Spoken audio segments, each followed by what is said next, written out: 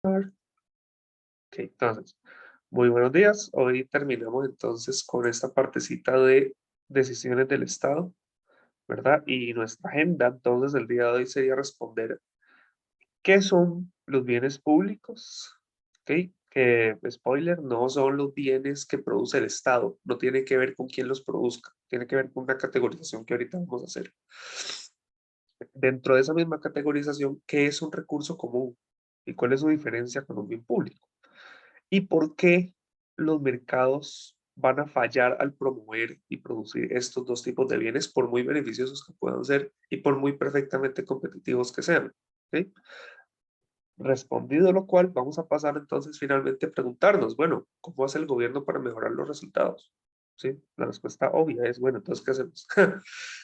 ¿Cómo lo regulamos? ¿A partir de qué similitud tiene esto con las externalidades también? Pero bueno, vamos a tratar de responder entonces hoy estas preguntas.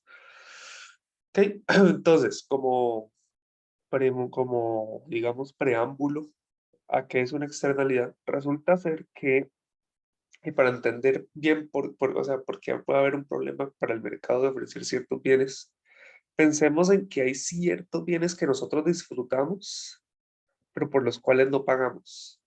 Y uno puede decir, por algunos uno paga impuestos, pero digamos, hay muchos por los que uno no paga directamente, o cosas que uno valora y que hacen mejor su vida, pero que uno preferiría evadir su pago, ¿verdad?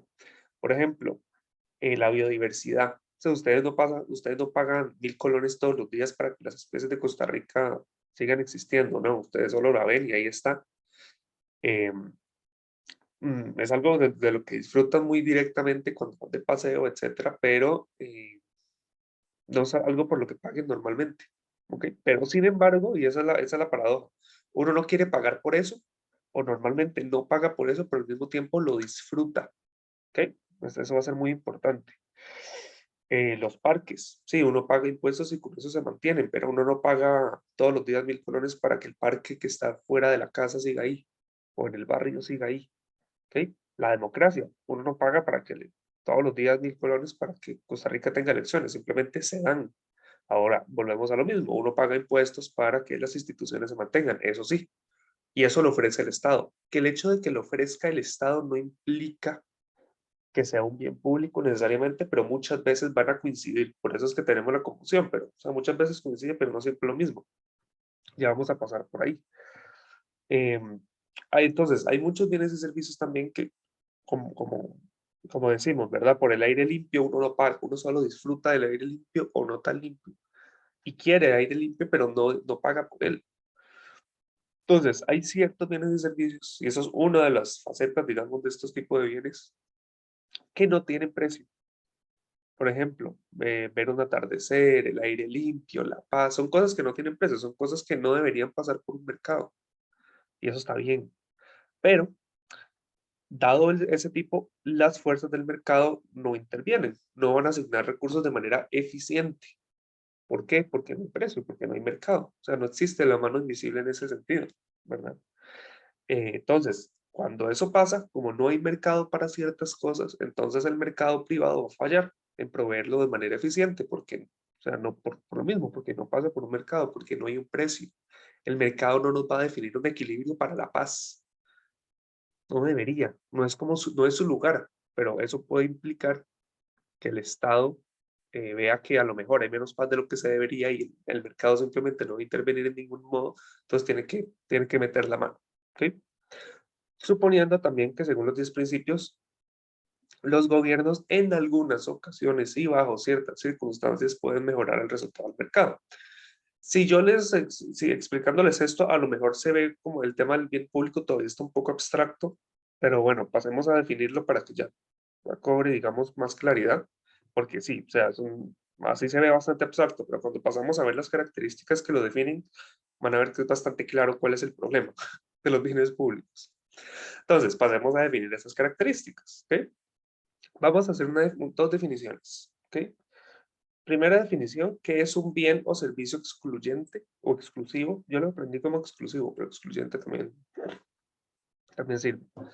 ¿Y qué es un bien o servicio rival? ¿Ok?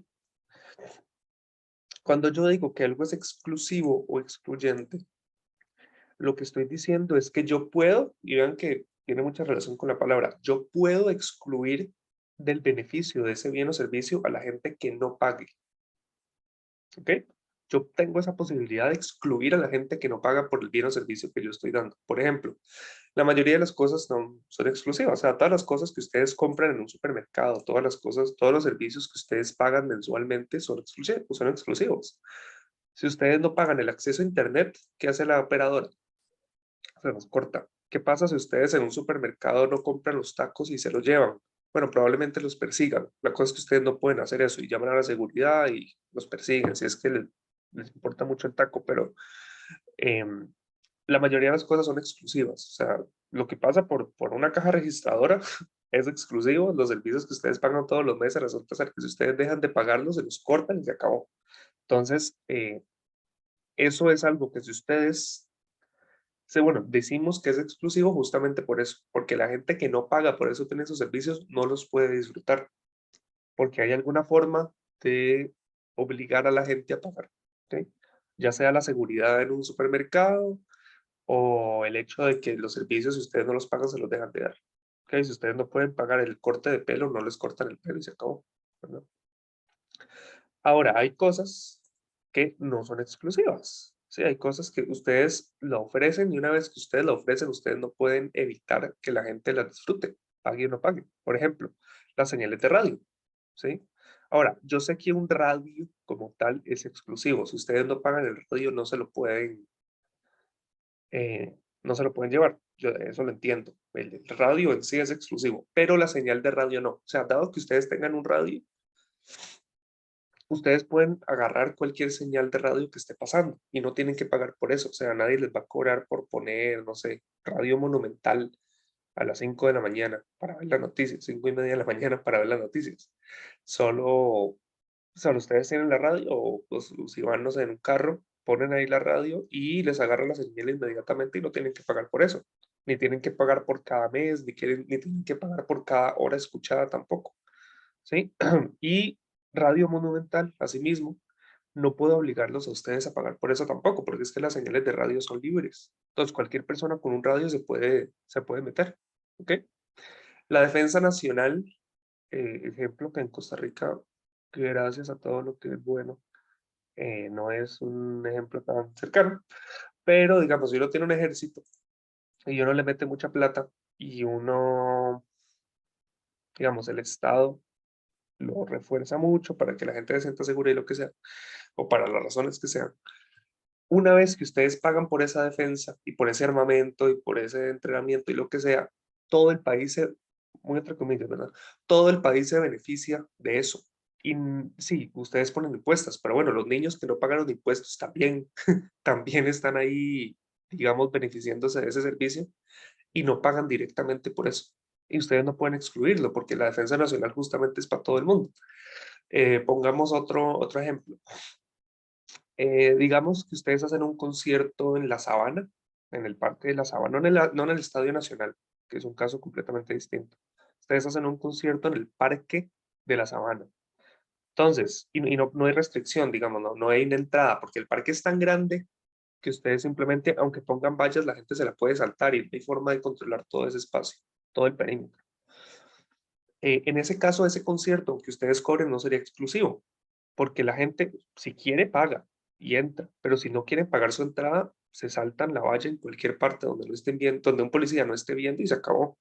O sea, ¿cuál es el punto? ¿Qué es lo importante? Que ustedes no pueden obligar a la gente a pagar. La gente que no quiera pagar y que quiera ir al concierto va a poder hacerlo. ¿Ok? La gente valora el bien, valora el hecho de que puede ir al concierto, pero no va a pagar por él. Y aún así lo va a disfrutar. Ese va a ser el problema fundamental, en verdad, cuando algo no sea exclusivo. Pero bueno, ese es el tema, esa es la categoría, exclusivo. Bueno, voy a decir excluyente, perdón, me enseñaron de otra forma. Excluyente. Y eso es, que ustedes pueden obligar a la gente a pagar por el servicio. Y lo otro es que es rival. ¿Qué significa rival? Básicamente que tiene un costo de oportunidad.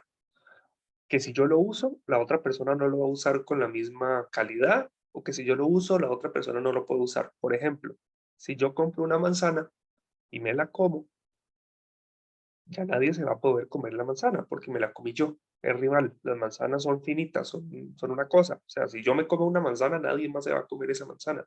Si yo pesco un pez del mar, nadie más pescó ese pez. Tan sencillo como eso. Y a veces no es solo que la otra gente no lo puede usar, a veces es que, por ejemplo, altera la calidad con la que las otras personas lo utilizan. Por ejemplo, si yo vivo con 2 personas más en mi casa y empiezo a usar el internet, no sé, para jugar Play en línea, resulta ser que eso acapara mucho ancho de banda. Entonces, si otra persona que está en la casa tiene una reunión Zoom para el trabajo y yo al mismo tiempo estoy jugando Play en línea, esa persona va a ver que el internet va a ser de menos calidad para ella porque yo acaparé una muy buena parte del ancho de banda para jugar, no sé, Fortnite o FIFA o lo que sea. Y, y cuando hace su reunión de Zoom se le empieza a cortar y se empieza a ir.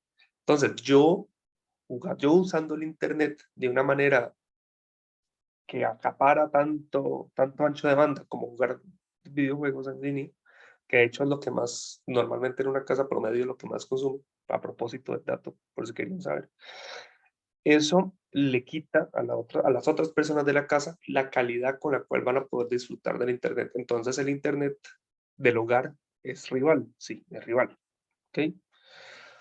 Entonces, aquí el ejemplo son los tacos, pero en verdad casi que cualquier cosa bien que ustedes puedan pensar es rival. O sea, los tacos, las manzanas, la comida, la ropa. Si yo me compro una camisa, nadie más se va a comprar esa camisa, es rival. Si yo me como un camarón, nadie más se va a poder comer ese camarón, punto. Si yo uso el internet para jugar Play, nadie más va a poder usar el internet con el mismo nivel de calidad como si yo no estuviera. Entonces, por eso les digo, en el fondo es que hay un costo de oportunidad. O sea, que yo lo haga, que yo lo use, que yo lo compre, implica que hay otras alternativas que se destruyen, ¿verdad? O sea, si yo lo compro, nadie más lo va a comprar. Si yo lo uso, nadie más lo va a usar. Si yo lo uso, la otra gente se ve afectada. ¿Ok? ¿Qué no es rival en el consumo? Y aquí entran muy bien muchas de las plataformas digitales. Por ejemplo, aquí dice que esto ya está un poco desactualizado. Un archivo MP3 del último éxito de Lady Gaga. Hoy diríamos que el Spotify de, yo qué sé, no sé, de Daddy Yankee. No sé por qué sale ese ejemplo. Pero bueno, el Spotify de Daddy Yankee no es rival, porque yo puedo hacerles aquí en esta clase, todos al mismo tiempo, los que tengamos Spotify, y si no tienen Spotify, pónganlo en YouTube o lo que sea, vamos a escuchar una canción de Daddy Yankee como tarea de clase. Se ponen audífonos, yo me pongo audífonos y digo, bueno, póngale play.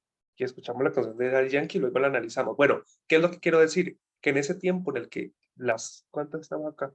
Las 33 personas que estamos en esta aula virtual, veamos o escuchemos esa música al mismo tiempo, no va a haber ningún efecto sobre la calidad con la que las otras personas la escuchen, ¿verdad? O sea, es infinito. Yo puedo decirle a 1 millón de personas al mismo tiempo, escuchen el último disco de Daddy Yankee, o la última canción de Daddy Yankee, mejor dicho, y lo van a escuchar y todo bien. O sea, las cuestiones digitales son infinitamente replicables. Una serie de Netflix, todo el mundo la puede ver y no hay, digamos, no hay costo marginal de que una persona más lo vea, simplemente paga la suscripción o no paga la suscripción tampoco, porque puede venir a mi casa y lo ve y ya. Em, Antes era más fácil que yo le doy la contraseña y entonces este la ve, pero ahorita ya eso es un poquito más difícil. Pero el tema es que no es rival en el consumo porque que una persona lo use no implica que otra persona no lo va a poder hacer o que va a haber algún detrimento. Todos podemos escuchar un video de YouTube al mismo tiempo y verlo al mismo tiempo y no va a pasar nada. Y todo lo vamos a ver bien y con la misma calidad y sin problema. Sí, Joel. Profe, un bien excluyente podría también ser a la vez, bueno, sí, podría ser a la vez también un regalo en el consumo. Es que como vi tacos en los dos, no sé si sea casualidad o que tenga alguna relación. No, no, sí, o sea, son 2 características por aparte. Los tacos son, de hecho, justamente, los tacos son exclusivos o excluyentes en el consumo y son rivales. Son excluyentes y son rivales. ¿Por qué son excluyentes? Porque si no pagas por el taco no te lo dan. ¿Y por qué rival? Porque si te comes el taco, nadie más se va a comer ese bendito taco. Entonces, es las dos cosas, ¿ok? Son dos dimensiones. Pensémoslo como dos dimensiones. De hecho, esa pregunta que me haces me lleva a lo siguiente. Las cosas, todos los bienes y servicios en los que ustedes puedan pensar, van a tener esas dos dimensiones. Van a ser excluyentes o no, van a ser rivales o no. La combinación, o las 4 combinaciones posibles que hay de eso, nos da 4 tipos de bienes. ¿Ok? A eso es a lo que iba, justamente. Si algo es excluyente, como los tacos, y también es rival, le vamos a llamar bien privado. ¿Ok? Que es la mayoría de las cosas en las que podemos pensar. Ese taco, sí, es exclusivo. Si ustedes no lo compran, no se lo llevan. Y es rival, sí, si ustedes se lo comen, nadie más se lo come. Es un bien privado. Así lo vamos a categorizar. Si ustedes, ahora vamos con los otros. ¿Qué pasa si ustedes tienen algo que es excluyente, pero no es rival? O sea, ustedes saben que todo el mundo podría usarlo sin detrimento en las otras personas, sin detrimento en la calidad, pero al mismo tiempo pueden excluir a la gente de su consumo si no pagan. Es como todo el mundo lo puede usar sin problema y no hay ningún costo marginal de que una persona más lo pague, pero yo lo puedo excluir a usted si no paga los 10.000 colones que vale. Bueno, eso va a tener un nombre que es bastante bueno, me parece a mí, que es un bien de club o bien reservado. Sí, es como, es un bien, es muy exclusivo. Es como todo el mundo podría entrar aquí, pero no lo hago porque solo quiero que cierta gente entre, cierta gente que puede pagar. ¿Ok? Aquí dice televisión por cable, pero yo diría más, digamos, servicios de streaming normalmente son este tipo de club, por ejemplo, Netflix. Ya hablamos de que la gente que no, o sea, que la gente que usa Netflix está usando un servicio que no es rival, ¿verdad? Porque todo el mundo puede ver la misma serie al mismo tiempo sin detrimento para nadie más. Y una persona adicional, marginalmente, puede ponerse a ver la serie también y no va a causar ningún efecto sobre los demás. Entonces no es rival. Pero al mismo tiempo, si ustedes dejan de pagar la suscripción, se la cortan. Entonces es un bien de club. Sí, todas esas cuestiones digitales de streaming sirven mucho ahí y hace referencia, por ejemplo, al club, a algún club clásico tradicional de golf, por ejemplo, que sí es un campo muy grande y mucha gente podría caber ahí y disfrutar del campo, pero solo entran 10 personas al día, porque a pesar de que el campo es muy grande y que podrían jugar muchas más personas el golf de lo que lo están haciendo, pues yo quiero excluir para que no todo el mundo pueda, porque es una señal, una cuestión de estatus social también, o sea. Entonces, eso es un bien de club. Sergio, decime.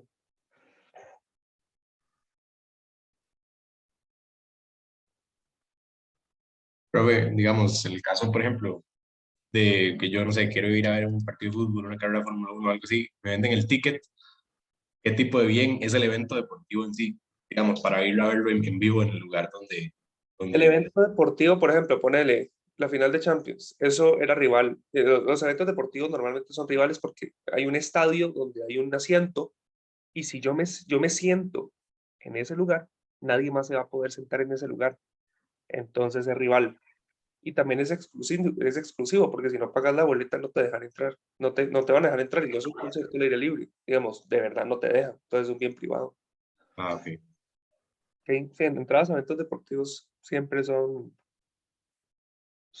bienes privados. Bueno, no sé si, creo que me estoy arriesgando mucho si digo siempre, pero normalmente lo son. O sea, cuando hay un estadio, sobre todo, vas a ver a jugar tenis, vas a ver fútbol, vas a ver básquetbol. O sea, es un estadio. Y hay formas que tiene la seguridad del lugar para evitar que la gente que no pagó entre.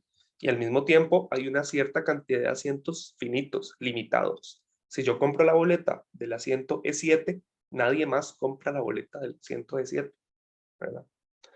Entonces, como para tomar en cuenta ahí. ¿Qué más puede pasar? Bueno, ¿qué pasa si uno tiene un bien que es rival? O sea, que si uno lo consume, nadie más lo puede consumir o viene en detrimento de la calidad, pero no puede excluir a la gente. Eso es un gran problema. De hecho, van a ver que estos dos que vienen son los que nos van a generar problema. Estos otros dos no. O sea, el mercado normalmente los va a ofrecer de manera eficiente y todo en orden, pero estos dos nos generan problema porque no son excluyentes. Ya vamos a hablar un poco de eso.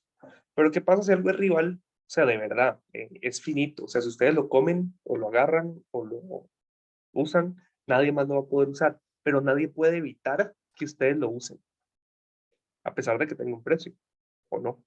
¿Ok? A eso le vamos a llamar un recurso común, porque es de todo el mundo. Normalmente está muy asociado a recursos naturales. Sí, como nadie puede evitar que yo vaya a un parque nacional, nadie puede evitar que yo pesque, nadie puede evitar que yo, no sé, me meta a la sabana a cazar rinocerontes. No, no es excluyente, o sea, no me pueden excluir de eso, nadie me puede cobrar una entrada por eso. Pero al mismo tiempo lo que estoy haciendo es rival. O sea, si ustedes pescan una sardina en el mar, eh, esa sardina es un bien rival, ¿cierto? Pero no es excluyente porque nadie me puede cobrar por pescarla, porque el mar es muy grande, y en teoría el mar es de todo el mundo, todos ustedes solo van ahí y la pescan y ya, ¿ok? Entonces quiero que vean que esto de los recursos comunes está muy asociado a bienes naturales porque son de todo el mundo, porque nadie nos puede evitar disfrutarlos o usarlos, y al mismo tiempo son rivales, son finitos. La biodiversidad es finita, o si ustedes matan todos los pájaros o todos los tucanes del país, bueno, se nos acabaron los tucanes y nadie les cobró, nadie pudo evitar que ustedes se fueran a cazar tucanes, pero son rivales, son finitos. El tucán que ustedes matan no va a revivir nunca.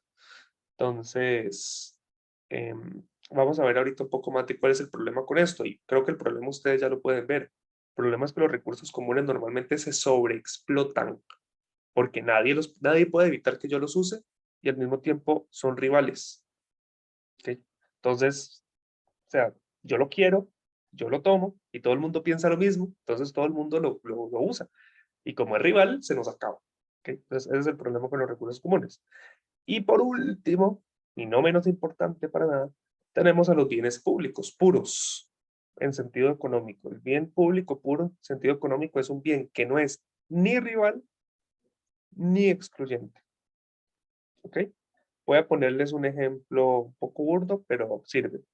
El alumbrado público es un bien privado puro, es un bien público puro. Les explico por qué. Porque la luz que emite ese alumbrado no es excluyente. O sea, nadie puede evitar que ustedes pasen por una calle cualquiera y vean la luz y disfruten. Bueno, digo, uno disfruta de la luz porque quita la oscuridad y uno no se choca y uno lo que sea, pero nadie puede evitar que uno pase por ahí. Y al mismo tiempo no es rival, porque el hecho de que yo reciba esa luz no implica que la gente que viene después de mí no la reciba o la reciba con menos calidad. O sea, todos podemos pasar por esa calle, incluso en un presón, y todo el mundo recibe esa misma luz. O no sé, los juegos de pólvora. Todo el que yo vea un juego de pólvora no implica que alguien más no pueda verlo, solo hacete un poquito más para allá y lo ves, y listo. O dice aquí la seguridad nacional, tampoco es rival, porque, bueno, digamos, el armamento, todo eso son cuestiones rivales, pero la seguridad como tal no es rival. O sea, que yo me sienta seguro no implica que las otras personas no se puedan sentir igualmente seguras. ¿Okay? En ese sentido es que va la no rivalidad de la seguridad nacional. Y ya les había dicho que no es exclusiva, porque una vez que ustedes invierten en eso, la gente puede disfrutarlo sin pagar. ¿Okay? Entonces, estos son los 4 tipos. ¿Okay? Y nos vamos a enfocar primordialmente en recursos comunes y en bienes públicos. ¿Por qué? Porque los bienes privados, el mercado viene y dice, ah, todo bien, si vos no me pagas, yo no te lo doy, es rival en el consumo, tienes un cierto costo marginal, te pago. Me pagas, te lo doy, todo bien, ¿verdad? Hay un incentivo muy claro ahí. Con bienes de club también. De hecho, uno puede hacer muchas veces más ganancia con bienes de club porque no hay costo marginal, no es rival, no hay un costo marginal de producir más, pero al mismo tiempo tengo un precio que puedo obligar a la gente a pagar. Entonces, todo bien. Pero con estos dos tenemos el problema de que no hay exclusividad. O sea, yo ofrezco el bien y ojo, ofrecer recursos comunes de calidad, por ejemplo, parques nacionales, yo qué sé, proteger la biodiversidad, proteger el aire limpio, proteger el agua limpia, etcétera, eso tiene un costo, eso no es gratis, eso es muy costoso, pero yo no puedo obligar a la gente a pagar por eso, ese es el tema. Y con los bienes públicos igual, o sea, el alumbrado público, como les dije, no es rival y no es excluyente, pero tiene un costo. O sea, que no sea rival y no sea excluyente no implica que no tenga costo, no implica que sea gratis. O sea, el gobierno tiene que instalar ese alumbrado público, tiene que ponerle electricidad, etcétera. Ya de ahí para adelante que la gente lo pueda consumir de manera no rival y no excluyente, bueno, solo implica que si la gente no quiere, no me va a pagar por eso. Por eso el gobierno, para pagar lo que hace, pone impuestos, ¿verdad? Y ahí sí la gente tiene que pagar. Si usted me paga porque me paga. Y si no va a tener problemas, tengo que obligar a la gente a pagar porque si no, no va a querer. Entonces, estos recursos y bienes públicos van a ser muy problemáticos para el mercado, porque si ustedes dejan el mercado funcionando como quiere y así libremente, sin intervención del Estado, no va a proteger los recursos comunes y no va a ofrecer recursos públicos, porque no puede cobrar por ellos. Va a decir, ay, tengo que instalar todo ese alumbrado público y luego voy a cobrar y la gente no me va a pagar. Y mucha gente va a decidir que no va a querer pagar y va a poder no pagar porque no es excluyente. Entonces, no lo ofrezco. O sea, no va a ser lucrativo, no va a haber incentivos en el mercado para producir estos bienes y proteger sobre todo estos recursos. Em, porque no va a ser excluyente, porque no va a haber un incentivo para el mercado para producir eso. ¿Okay? El mercado, justamente por eso, esa es la idea que quiero que tengan. Porque el mercado dice, está bien, yo hago toda esta inversión para que la gente tenga agua limpia o para que la gente tenga alumbrado público, pero luego voy a cobrar y no me pagan. Entonces algo perdiendo plata. Entonces no, mejor no lo hago. Por eso es que el gobierno tiene que venir aquí. ¿Okay? Primero, entonces vamos a hacer un ejercicio para catalogar primero. ¿Cuál de los 4 tipos de bienes? ¿Ok? Y aquí es muy importante y qué bueno que en el primer ejercicio viene esto. La respuesta muchas veces depende. O sea, una carretera no es uno de estos 4 bienes per se. Ese es un excelente, la carretera es un excelente ejemplo de cómo no. No, un bien puede estar en cualquiera de estos 4 según la situación. Y eso es algo que quiero que vean desde ya. ¿Cuál de los 4 tipos de bienes es una carretera? Bueno, va a depender de si la carretera está congestionada, o sea, si hay presa o no hay presa. Y va a depender, obviamente, también de si hay peaje o no, porque hay carreteras que ustedes solo pasan y no pagan. ¿Okay?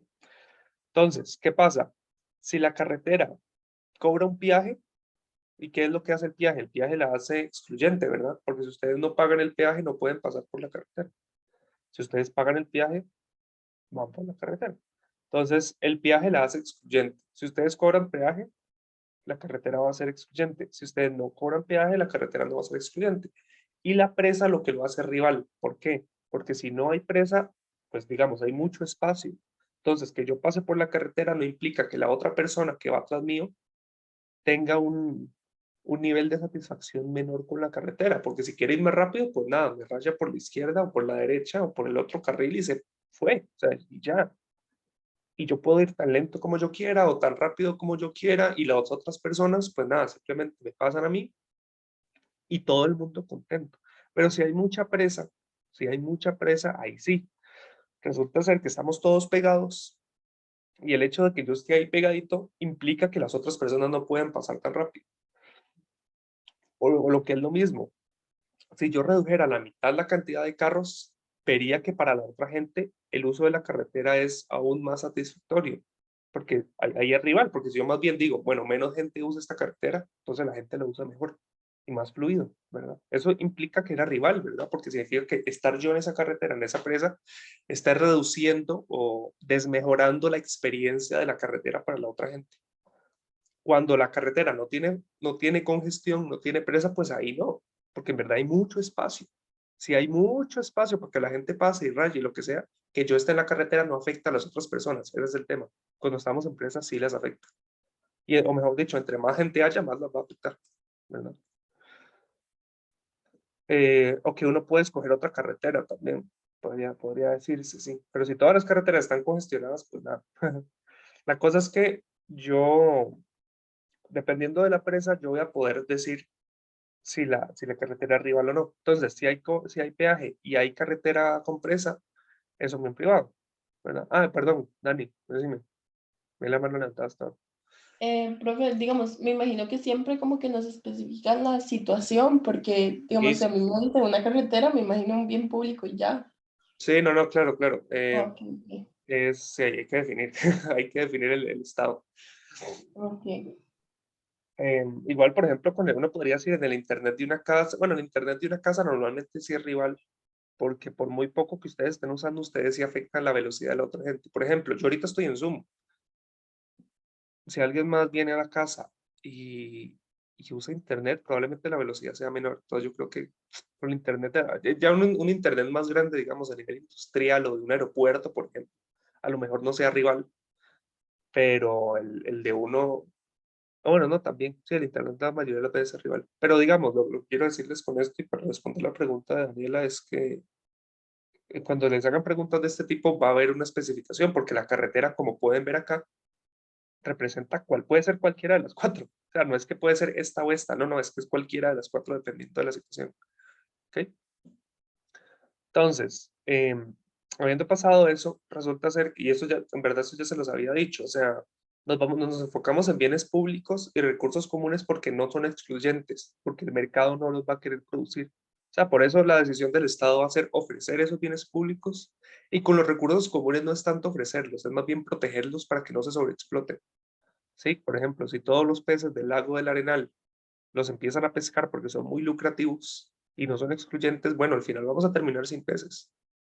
Vamos a terminar sin peces porque, digamos, se pueden vender en un mercado, pero yo no puedo excluir a la gente de que los pesque. No los puedo excluir. Y al mismo tiempo son rivales, entonces los vamos a explotar. ¿Ok? Em, con esto vienen las decisiones privadas. Por muy perfectamente competitivo que sea el mercado, van a llevarnos a un resultado ineficiente porque ni se van a proteger los recursos comunes, ni se van a ofrecer los bienes públicos porque al mercado no le va a interesar. Porque aquí no me dio un precio de la manera en la que el mercado quisiera. Como yo tengo esta cantidad, tengo este precio y el que no paga no lo tiene. No, aquí no. Aquí el que no lo paga igual lo puede tener. ¿Ok? Ese es el problema. O sea, lo voy a repetir varias veces porque ese es el problema fundamental. ¿Ok? De este modo, la política pública y el Estado pueden mejorar el bienestar de la gente. ¿Ok? Ahora, algo que ya les he dicho, pero no hemos definido tan específicamente, es que cuando los bienes no son excluyentes, tanto los bienes públicos como también los recursos comunes, tenemos el problema, y el problema le podemos poner nombre también. Le decimos el problema del free rider, o en español, el problema del parásito. Según el texto lo traduce de una manera diferente. Había una manera muy fea que me parecía a mí, como que me chirriaba, pero no me acuerdo cuál era. El polizonte. El polizonte era otro. No, a mí la palabra no me gusta, pueden usarla, solo, no sé. El polizonte. O el parásito. O sea, y el parásito, ese sí me suena mejor. O sea, la gente que usa las cosas sin pagarlas. O de manera más coloquial podemos relacionarlo con la siguiente palabra, el colado. La gente que se cuela, la gente que se cuela en la fila y se mete y bueno, pero es que aquí llevamos 2 horas haciendo fila, sí, pero yo puedo estar acá y se mete. ¿Ok? O sea, la gente que usa el bien sin pagarlo, esperando que la demás gente pague para que esa cosa se ofrezca. ¿Ok? Por ejemplo, en el ejemplo del concierto, que yo les dije en la sabana, donde cualquier persona puede entrar, bueno, habrá gente que habrá pagado la entrada bien, porque dice, no, es que hay un precio, yo quiero que esta gente, que yo sé que no es gratis traer estos artistas nacionales, entonces yo pago la entrada para que les pague. Pero otra gente va a decir, no, no, ¿para qué? No tengo plata, me voy y me meto. ¿Sí? Y me meto al concierto de Pasiflora.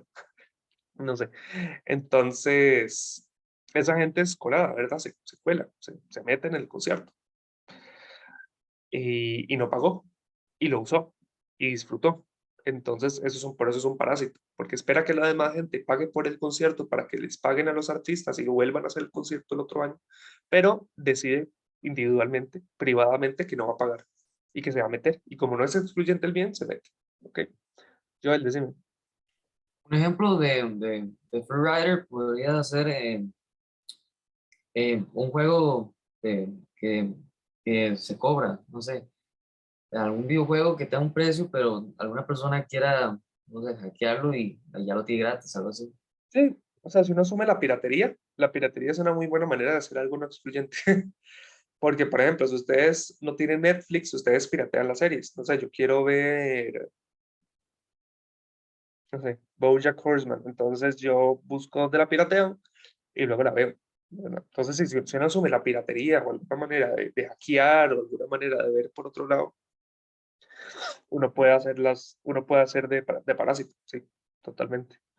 De hecho, el resultado entonces con este tipo de bienes es que el bien no se va a producir, aun cuando los compradores valoren colectivamente. O sea, es muy paradójico el tema este, por ejemplo, de los bienes públicos, porque si uno deja el mercado dice, no, la gente no me va a pagar, entonces no lo hace. pero no lo hace a pesar de que, ¿qué? La gente sí valora esas cosas, solo que no las quiere pagar. Esa es la paradoja. La gente valora el concierto al aire libre, le gusta, pero no va a pagar. Si puede evitar el pago, no lo va a pagar. La gente valora la seguridad nacional, pero si puede dejar de pagar los impuestos, lo va a hacer. Si puede pagar menos de impuestos sobre la renta, si puede pagar menos de marchamo, lo va a hacer. Si la gente valora uno puede valorar mucho, no sé, el alumbrado público, como el ejemplo que les di ahorita. Yo valoro que las calles tengan luz, claramente, porque si no nos chocaríamos a cada rato. Pero al mismo tiempo yo no estoy dispuesto a pagar por eso. Entonces es muy contradictorio. Es una paradoja. Por eso es que tiene que venir el Estado a producirlos y luego cobra impuestos. Cobra impuestos para eso. Normalmente, como la gente no quiere pagar por esas cosas, entonces hay que imponérselo. Y si usted no paga, va a tener problemas, si le cierra el negocio, o le pongo una multa, o lo mando a la cárcel, dependiendo del caso. Y dependiendo de quiénes sean ustedes, los van a meter a la cárcel o les van a dar un espaldarazo, ¿verdad?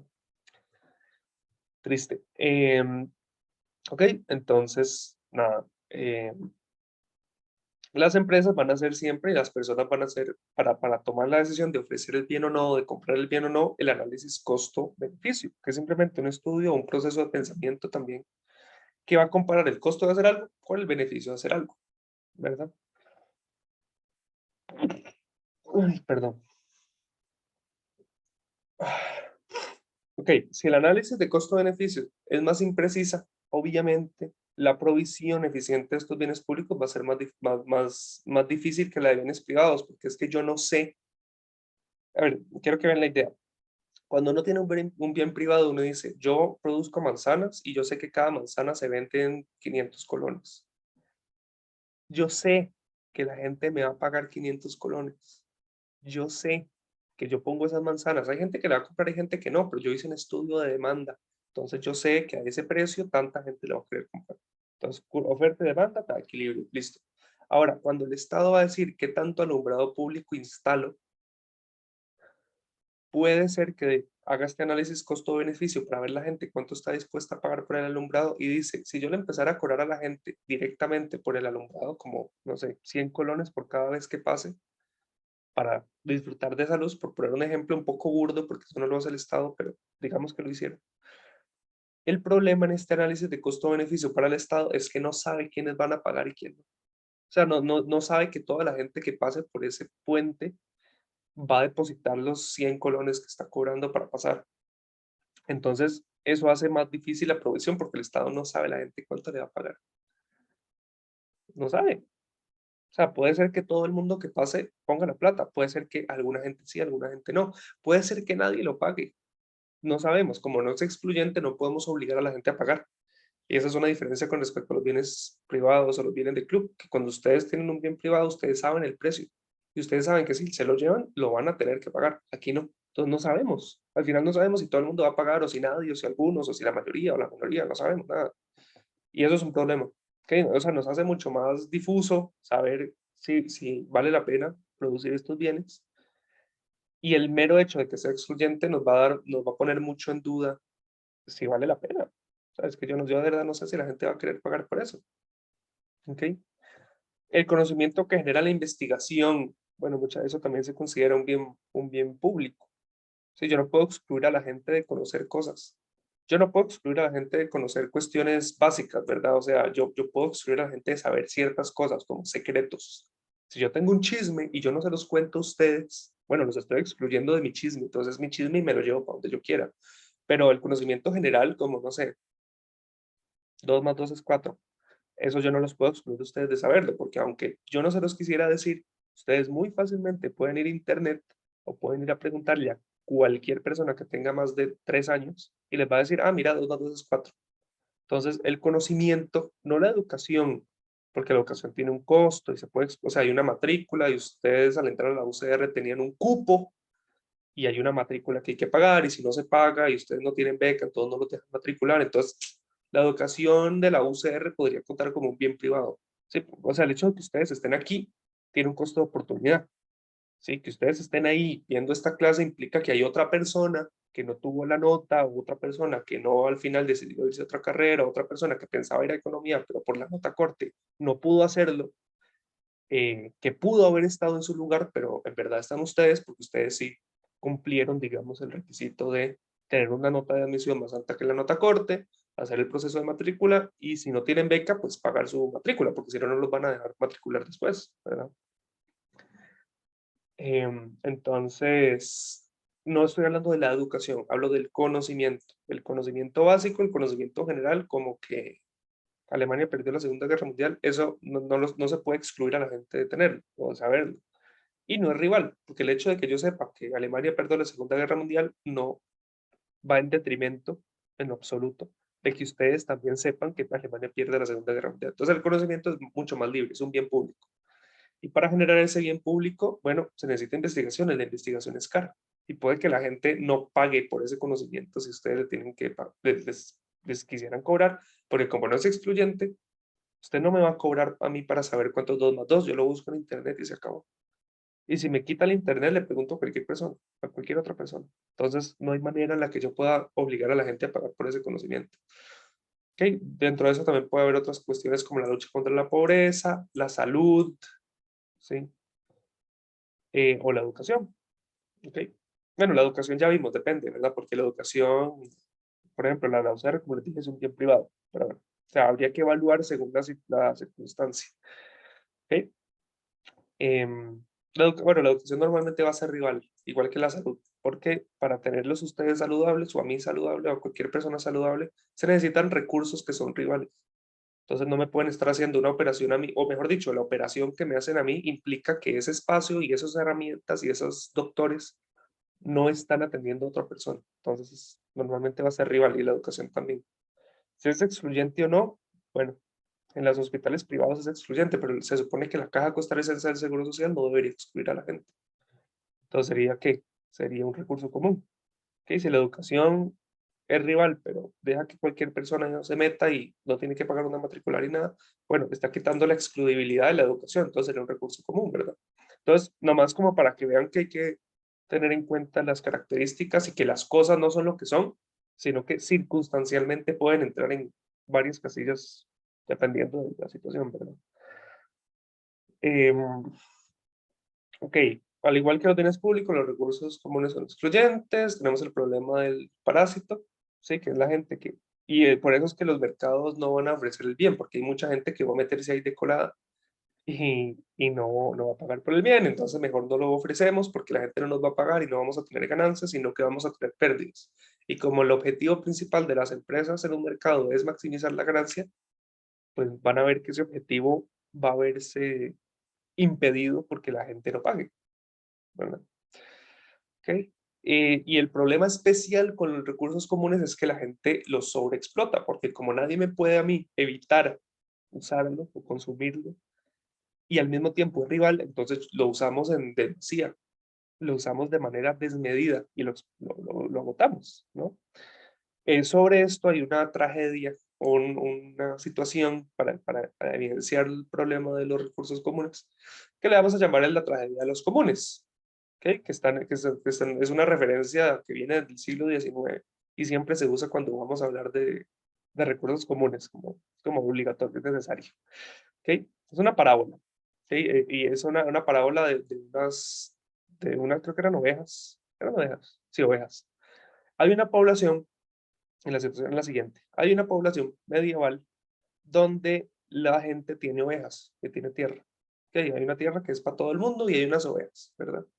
Entonces yo puedo poner mi oveja a pastar ahí, la oveja come y con eso luego vendo la lana y cuando la oveja crece luego vendo la lana o no sé si vendo la carne, probablemente no, pero la lana por lo menos. La tierra es comunitaria. Entonces, ¿cuál es el problema? Ya lo vimos. La tierra es un recurso común. ¿Okay? Todo el mundo puede poner sus ovejas ahí.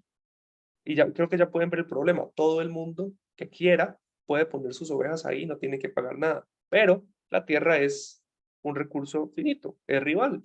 Porque si ustedes tienen muchas ovejas, bueno, la siguiente persona que quiera poner sus ovejas, pues va a tener menos pasto. Entonces sí, poner una oveja más afecta la experiencia de las otras ovejas y también la de las otras personas. Entonces ya tenemos una tierra que es recurso común. Entonces, ¿qué va a pasar? Conforme la población del pueblo crezca, el número de ovejas va a crecer porque más gente va a poner sus ovejas ahí. Y como es un pueblo medieval, vamos a asumir que la gente lo que quiere hacer siempre es tener ovejas. Entonces no se pone a hacer otra cosa, se pone a pastar a las ovejas. Entonces la tragedia viene justamente de eso, de que la cantidad de tierra es fija, es finita, y el pasto empieza a desaparecer porque la gente apenas tiene la oportunidad, compra una oveja o agarra una oveja y la pone en esa tierra y nadie los puede excluir, pero al mismo tiempo la tierra es fija, la tierra es finita, la tierra, el pasto que hay ahí es finito, entonces entre más ovejas empiezan a poner, como no son excluyentes, la gente empieza a usarlo y empieza a usarlo y empieza a usarlo y el pasto cada vez se pone más feo y cada vez va a haber menos pasto y al final va a llegar un punto en el que la oveja nueva no va a tener nada que hacer y se va a morir porque no va a tener que comer. ¿Ok? Entonces, y otra forma de verlo es que el incentivo privado de la gente, ¿verdad? De usar la tierra libremente, como yo puedo poner las ovejas que yo quiera ahí porque nadie me cobra, ese es el incentivo privado, ¿verdad? Yo tengo un incentivo para poner mi oveja ahí y sin pagar nada, que ella crezca y luego yo uso la plata de la lana. Y ese incentivo va a sobrepasar o va a ser más grande que el incentivo social. ¿Y cuál es el incentivo social? El incentivo social es usar la tierra con cuidado. Entonces, aquí la paradoja es que a nivel social, a nivel de toda la gente del pueblo, lo mejor, la opción eficiente, ¿cuál va a ser? Usar la tierra con cuidado. Podríamos limitar el número de ovejas, o bueno, alguna forma. Pero de manera privada, cada persona individualmente lo único que está pensando es, ay, mira, hay tierra gratis, pongo mis ovejas, las hago crecer y luego vendo la lana. Stonks, ¿verdad? Y a nivel social eso no va a ser el óptimo. O sea, vean que el mercado aquí, de forma privada, o la gente aquí de manera privada, no va a llegar al resultado eficiente, va a terminar con el pasto. ¿Sí? Entonces, la gente tomando decisiones por sí misma, cada quien tomando decisiones por sí misma y viendo que no hay precio, va a sobreexplotar el pasto y va a terminar sin pasto. La mano invisible de Adam Smith aquí no funciona, no sirve para nada en este caso, porque no hay un precio, no hay un mercado, solo hay tierra que la gente está sobreexplotando. No se pueden asignar recursos aquí.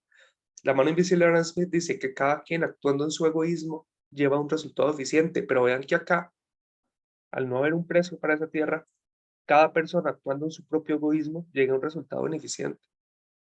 ¿Sí?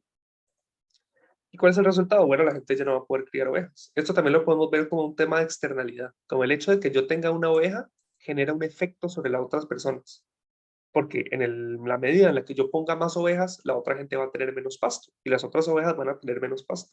Entonces genera una externalidad sobre las otras personas, una externalidad negativa. Y recuerden que cuando hay una externalidad negativa se produce más de algo de lo que se debería. Y que en este caso sería, se meten más ovejas de las que sería socialmente óptimo. ¿Okay? Se podría ver también como un problema de externalidad. La tragedia de los comunes, ¿verdad? Se debe también, ay, mira, aquí está. La tragedia se debe a una externalidad. Eh, Nuestro rebaño puede pastar, pero el hecho de que nosotros pongamos a nuestro rebaño implica que los otros rebaños van a tener menos pasto. Entonces genera la externalidad sobre el resto. Y como todo el mundo ignora ese costo, entonces lo sobreexplotamos. ¿Sí? Entonces, ¿qué podemos? Y el ejercicio 2 aquí sería entonces pensar qué podemos hacer. Ya que sabemos que es ya que sabemos que es un recurso común, ya que sabemos que es un bien privado, bien público, perdón, ya que sabemos cuál es el problema que deviene de estos bienes y de estos recursos y por qué el mercado no llega a un resultado eficiente con ellos, pasamos a pensar la última parte de la clase que sería, bueno, ¿qué hacemos? ¿Verdad? En el caso de la tragedia de los comunes, recordemos que eso se puede tratar como una externalidad negativa. Y nosotros ya habíamos hablado de cómo resolver externalidades negativas, que recuerden, teníamos las dos formas de política, la de control y la de mercado. Entonces, ¿qué podemos hacer? Bueno, así como con cualquier externalidad, podríamos establecer, y vean que con recursos comunes, que normalmente son recursos naturales o están mayoritariamente asociados con recursos naturales, el problema va a ser uno de externalidad también. O sea, el hecho de que ustedes vayan al lago del Arenal a pescar todos los peces es un problema porque nadie los excluye a ustedes de pescar y al mismo tiempo acaban con ellos. Entonces, eso también se puede ver, igual que la tragedia de los comunes, como una externalidad. Entonces, ¿cómo arreglamos eso? ¿Verdad? Bueno, arreglémoslo con el El Estado lo que puede hacer aquí es métodos de control o métodos de mercado. Método de mercado, establecer un impuesto. ¿Sí? Si usted quiere poner una oveja, tiene que pagarle al Estado cierta cantidad. Eso va a reducir la cantidad de ovejas. Va a internalizar el costo, va a internalizar la externalidad. O sea, vamos a ponerle un precio a meter las ovejas a pastar. Y el gobierno va a hacerse cargo de que ustedes lo paguen. ¿Ok? Y así la tierra no se sobreexplota. Otra, enfoque de comando y control. Regulamos el uso de la tierra. En esta tierra no pueden entrar más de 20 ovejas. Entonces sí, todo el que quiera lo puede poner, pero una vez que haya 20 ovejas, ya no se permite a nadie más meter ovejas. ¿Ok?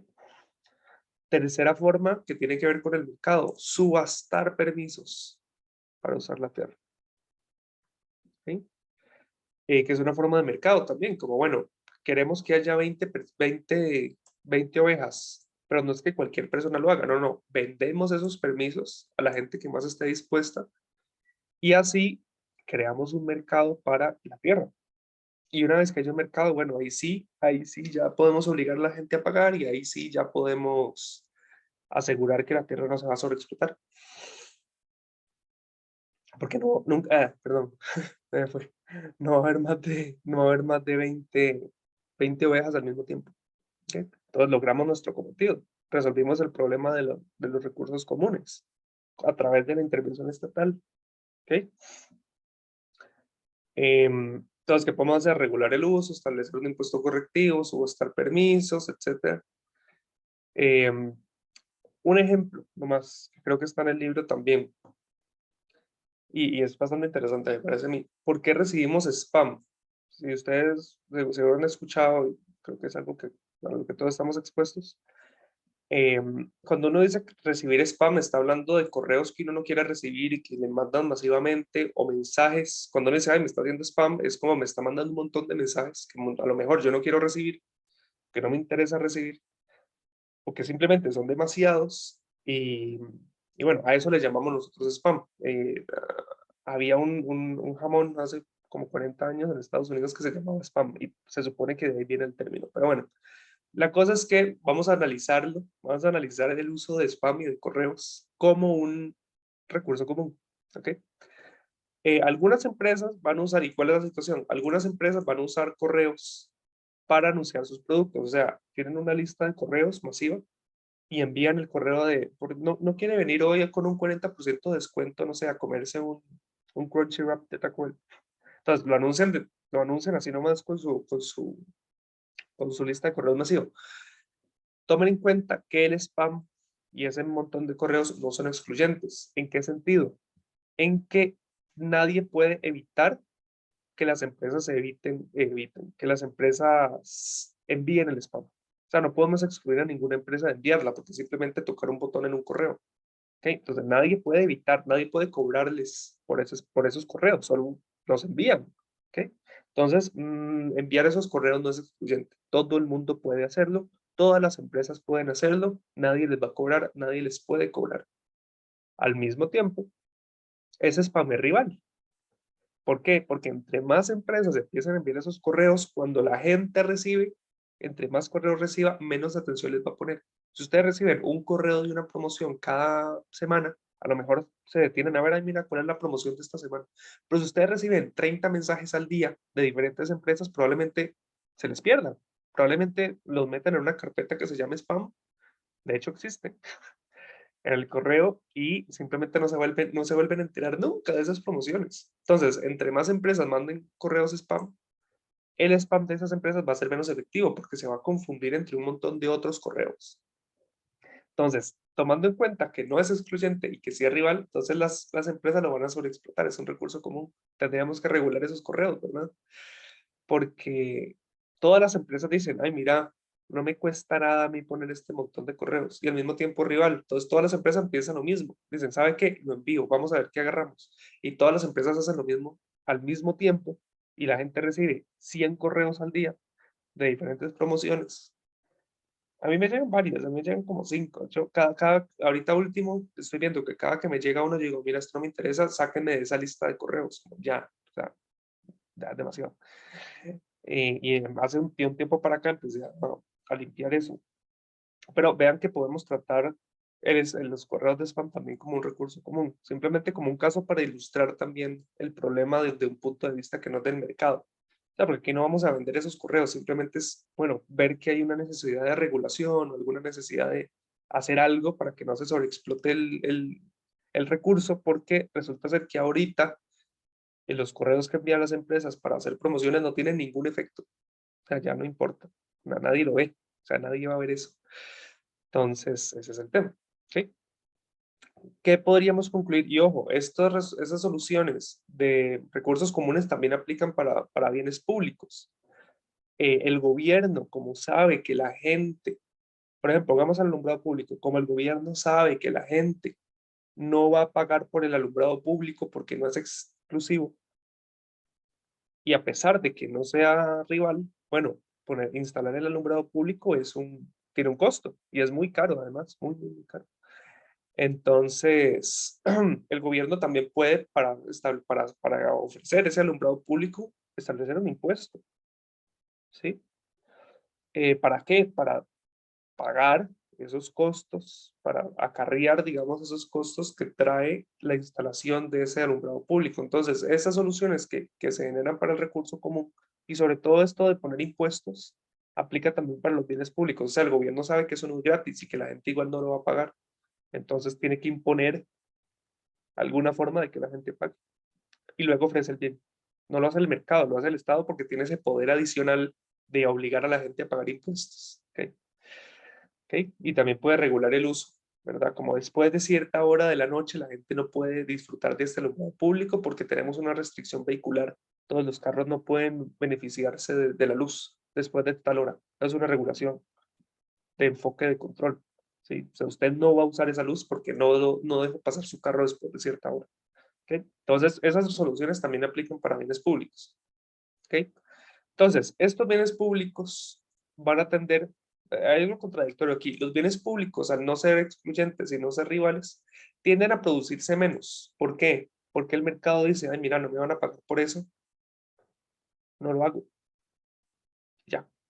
Pero el recurso común, la gente tiene un incentivo de, mira que como es rival, tiene un costo de oportunidad y a lo mejor yo lo pueda vender, como por ejemplo, los peces en el lago del Arenal son rivales, son finitos, tienen un costo de oportunidad. Es decir, ustedes lo pueden pescar y lo venden en un mercado. O sea, la diferencia con el bien público es con el recurso común, como hay rivalidad, ustedes pueden beneficiarse, ¿ok? De eso.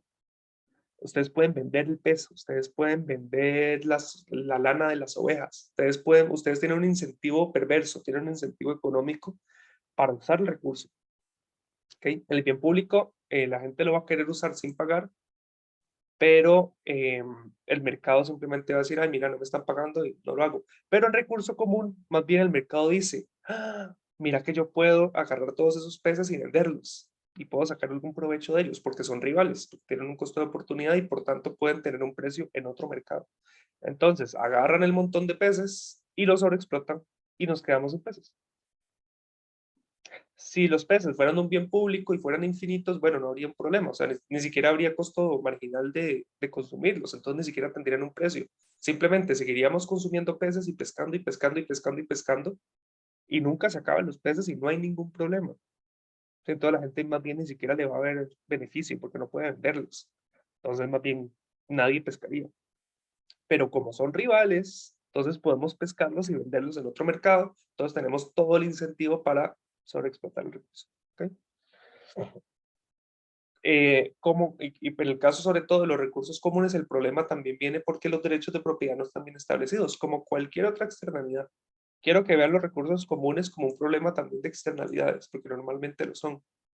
Entonces, en el caso del aire o de la biodiversidad o de la paz, no sé, o del agua limpia, nadie es dueña. ¿Sí? Nadie es dueña del aire. Entonces, no sabemos a quién cobrarle cuando se contamina el aire. Sí, el aire limpio es un recurso común, es rival, ¿sí? Eh, y no es excluyente. Entonces, las fábricas que contaminan el aire, bueno, uno puede cobrarle a las fábricas, pero es que como nadie es dueño del aire, bueno, ¿quién se los cobra? O sea, ¿a quién le cobramos y quién se los cobra? ¿Ok? Si dejáramos eso al mercado, probablemente nadie cobraría nada, porque el aire no es de nadie, es de todo el mundo y al mismo tiempo no es de nadie. Entonces, ¿quién va a cobrar por el aire? Nadie. Pero si hay un estado que dice la gente tiene derecho al aire y usted, fábrica, que está echando un montón de dióxido de carbono, está dañando el aire de esta gente, bueno, entonces yo le cobro a usted y lo puedo obligar. El mercado no puede obligar a la gente a pagar, el estado sí. ¿Ok? Entonces, vean que en estos dos tipos de bienes el mercado va a generar resultados ineficientes en bienes públicos porque no se produce nada y en recursos comunes porque la gente los sobreexplota. Entonces, el Estado tiene que decir, mira, el Estado por sí solito, por muy perfectamente competitivo que sea, no llega a resultado eficiente. Voy a intervenir para proteger los recursos comunes y regularlos y para ofrecer bienes públicos y obligar a la gente a pagarlos de alguna manera. ¿Ok? Y el gobierno es la única entidad que podría entonces resolver eso. ¿Okay? Entonces, cierro acá la clase, eso era digamos, lo que quería exponer.